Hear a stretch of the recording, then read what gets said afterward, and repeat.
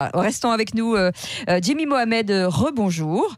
On parle de ce livre ce matin qui s'appelle « En attendant le docteur » aux éditions Flammarion. Alors avant de démarrer, on tient à le dire, et je l'ai dit tout à l'heure, ce n'est pas un livre qui se substitue à une consultation médicale, on est d'accord? Exactement, le tout c'est de donner des petits conseils, des petites astuces que je donne au quotidien qui permettent d'anticiper certaines choses ou d'éviter des erreurs. Donc ça ne remplace pas une consultation médicale.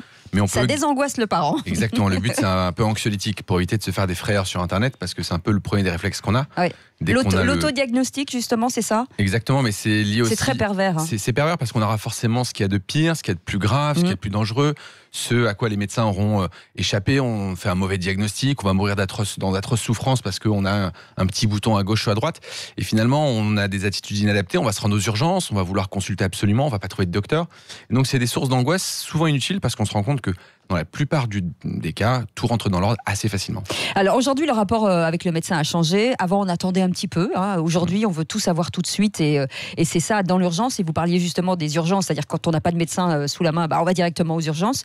C'est un problème, ça. Oui, exactement. J'ai l'impression que ça date d'une dizaine d'années, à mon avis, où les parents, à peine l'enfant a de la température, il a un vomissement, il a un symptôme un peu étrange, on veut tout de suite savoir ce qui se passe. On ne laisse pas le temps à la maladie de s'installer, parfois finalement de guérir, parce que souvent, comme j'ai dit, les choses rentrent dans l'ordre.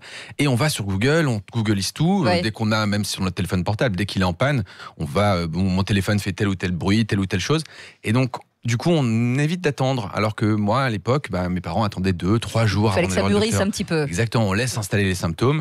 Et je me rends compte que même lorsque les parents ont des enfants, plusieurs enfants, le deuxième, le troisième, le quatrième, ils oublient. Ils oublient. Et on reproduit les mêmes erreurs, les mêmes erreurs.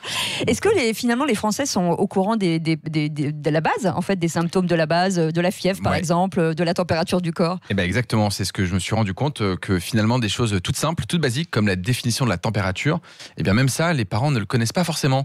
On peut me dire par exemple qu'à 37,5, l'enfant a de la fièvre, alors que c'est absolument pas le cas. Ou lorsqu'il a 38,2, on me dit non, il n'a pas fait de fièvre.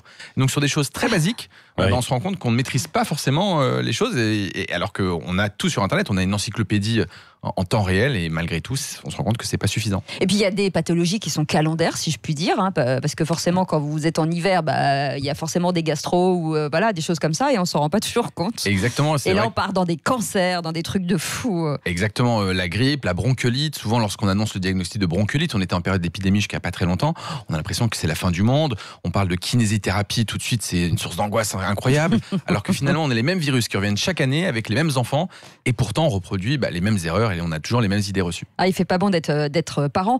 On parle souvent en ce moment de la télémédecine. Alors il y en a qui aiment et il y en a qui aiment pas. Est-ce qu'on peut vraiment diagnostiquer sans examen clinique? Non, je pense que à mon avis, c'est illusoire. On nous a vendu ça un peu comme la révolution. On manque de médecins, on se rend compte que l'accès aux soins est assez inégalitaire. Et au lieu de se dire on va former plus, parce que ça prend du temps, ça coûte de l'argent, on développe un outil qui paraît extraordinaire. Et on se rend compte qu'il y a plein de startups qui rentrent dans ce créneau. Et finalement, je ne sais pas comment est-ce qu'on peut faire un diagnostic sans examiner un malade. Demain, mais est-ce que, pardon, je vous coupe, est-ce que vous, par exemple, quand vous avez un patient qui rentre chez vous, dans votre cabinet, alors d'abord, il y a un interrogatoire, est-ce que c'est combien de pourcentage par rapport à l'examen clinique? On va pas se mentir, on fait beaucoup de diagnostics rien qu'avec l'interrogatoire. Lorsque vous parlez de douleur abdominale, pour savoir si vous avez une appendicite ou une gastroentérite, on pose quelques questions. Mais finalement, l'examen clé, c'est-à-dire de mettre une main sur le ventre, d'écouter les poumons lorsque vous toussez, je pense que la télémédecine ne pourra jamais le remplacer. Qu'est-ce qui va différencier une petite bronchite d'une vraie pneumopathie, d'une infection pulmonaire? C'est d'écouter les poumons. Et ça, je pense que la télémédecine ne pourra jamais remplacer le contact humain, le fait de toucher et même de discuter. Lorsqu'on essaie de briser la glace, je ne sais pas si derrière un ordinateur, vous avez envie de vous confier au médecin. Moi, personnellement, si j'ai quelqu'un en face de moi à travers d'un ordinateur, j'ai pas spécialement envie de lui dire mes problèmes au travail, les problèmes que je peux avoir avec mes enfants. Oui, parce qu'il y a beaucoup d'aspects psychologiques aussi. L'aspect psychologique est très important. Vous êtes un peu psy aussi, médecin psy. Et je suis étonné des fois lors de la première consultation de ce que les parents ou les patients peuvent me confier alors qu'on ne se connaît pas. Parce que finalement, on brise la glace avec le contact humain. On serre la main, une main sur l'épaule, un regard bienveillant, tout ça. On ne l'a pas dans la télémédecine.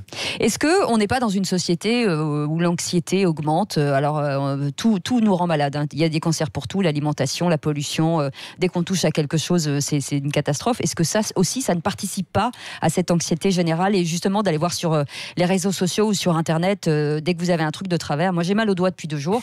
Je pense que j'ai un cancer du doigt. Je vous le dis tout de suite. Il faudra m'ausculter, docteur. On est dans un milieu assez stressant. Je pense qu'on a une qualité de vie qui est assez mauvaise, en tout cas dans les grandes villes. Et je vois des gens qui ont malgré tout un travail, ils gagnent bien leur vie et ils sont tous malheureux. Je pense qu'on a une pression. Les transports en commun, c'est parfois compliqué. Lorsqu'on roule, les embouteillages, tout le monde est prêt à nous sauter dessus dès que le feu passe au vert. Mais est-ce que c'est la société qui est comme ça ou est-ce que c'est nous qui finalement nous mettons en constat d'échec? Je pense que la société influe beaucoup et lorsqu'on allume les chaînes d'infos en continu, on se rend compte qu'on a l'impression que le pays va mal du 1er décembre au 31 janvier. Qu'il n'y a que des catastrophes. Et donc, je pense qu'on est dans un climat un peu anxiogène. Et du coup, ça a un retentissement. On se rend compte que les gens sont aussi parfois malheureux au travail. Et donc, du coup, ça a un vrai impact sur notre vie. Qu'est-ce qu'on peut donner comme conseil si on devait résumer votre livre à des jeunes parents qui viennent d'avoir des enfants? Si on pouvait donner 2-3 conseils, je sais que vous donnez beaucoup de conseils de base, ne marchez pas pieds nus, lavez-vous les mains, mais ça, on a beau le répéter, ça rentre pas. Qu'est-ce qu'on peut donner comme conseil? Alors, ce que je vois qui est souvent inadapté comme réflexe, c'est lorsque l'enfant a la température, les parents veulent déshabiller absolument leur enfant. On veut le mettre tout nu et on veut le mettre dans un bain frais. Ouais. Donc on ne fait pas ça. Si votre enfant a de la température, on le fait boire. Pas forcément quelque chose de glacé. Mais moi, on m'a fait ça quand j'étais petite. Exactement. On ne fait pas des bains frais de 1 ou 2 degrés en dessous. C'est très mal toléré. C'est assez désagréable. D'ailleurs, je vous invite, lorsque vous avez 39-40, vous, à prendre un bain frais. On va se rendre compte que c'est pas terrible. Donc, on déshabille l'enfant, on le fait boire et on ne surchauffe pas la pièce.